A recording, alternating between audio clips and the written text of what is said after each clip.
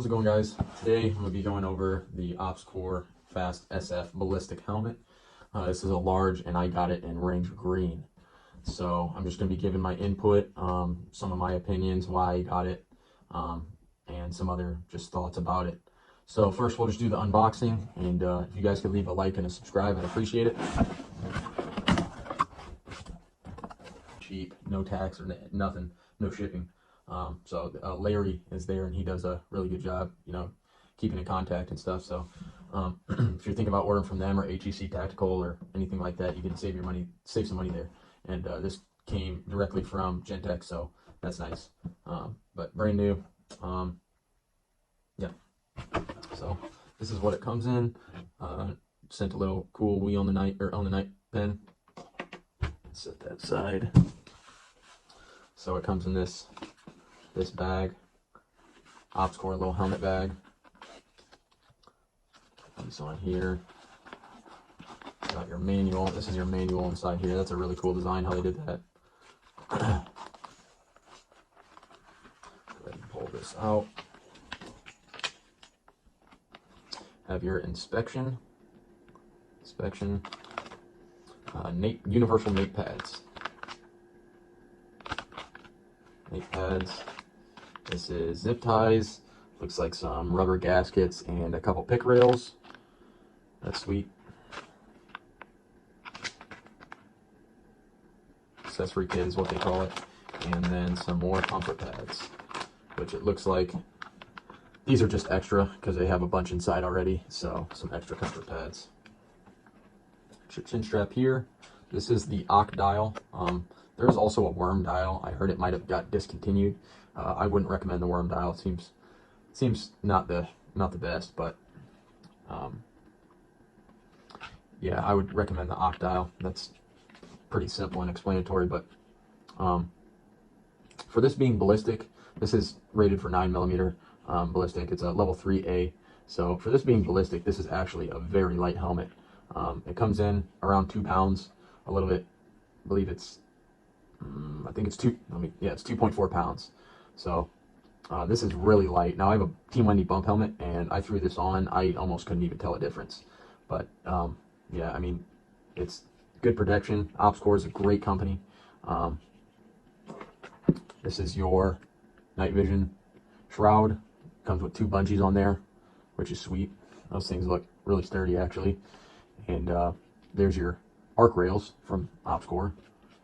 This is a large, like I said, but these pads are really nice and comfy, really comfortable. So that's nice. And a bunch of Velcro all over to add, night vision pack, IR, strobe, whatever you might want to run on here. I'll probably end up putting a helmet cover on there anyways to kind of camouflage it a bit. But for Ranger Green, this looks good. Yeah, this looks a lot better than the tan for my environment. I know a lot of people get tan. I think it's way too light of a color from where I live. When the only thing tan is when grass dies a couple months a year, but I mean the grass is still green. There's just a little tint of tan, so I didn't want to go with tan. But I know a lot of people choose tan, and I've heard people say choose the lightest color that's in your environment. So I did contemplate tan for a while, but I just couldn't. I mean there was nothing that was tan. So I ended up not going with that. Went with the Ranger Green, but the reason I ended up getting a ballistic helmet, even though I already have a bump helmet, I wanted the ballistic capabilities. A lot of people recommend it, even though it's only rated for 9mm. There has been a few reports or a lot of people that have said rifle rounds have been stopped with this. So I wouldn't count on it, but it is possible. I looked into the XR for a while. That stops 7.62 lead core, which is, it's not all the time. It's pretty much rated for 50% of the time it'll stop lead core. So, and that's only 2.8 pounds. So I really contemplated getting that for a long time, but then I found out that the XR is just a standard high cut. This is the super high cut, and the XR is a standard high cut. And why I didn't want the standard high cut is because depending on your head shape and